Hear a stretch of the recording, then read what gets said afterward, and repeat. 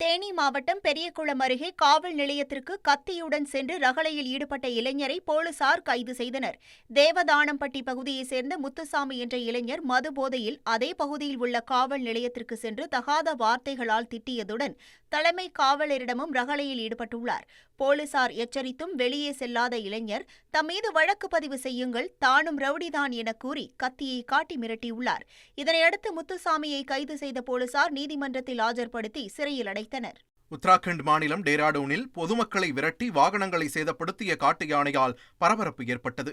வனத்தை ஒட்டி அமைந்துள்ள மணிமாயி கோவில் அருகே யாத்ரீகர்களுக்காக அமைக்கப்பட்டிருந்த உணவுக்கூடம் பகுதியில் இந்த சம்பவம் நடந்துள்ளது. அங்கிருந்தவர்கள் அதிக சத்தத்துடன் டிஜே இசைத்ததால் காட்டு யானைகள் தொந்தரவடைந்ததாக தெரிகிறது. வனத்தில் இருந்து ஆக்ரோஷமாக வெளியேறிய காட்டு யானை டிராக்டரை புரட்டி போட்டுள்ளது. இந்த சம்பவத்தில் ஒருவர் காயமடைந்துள்ளார்.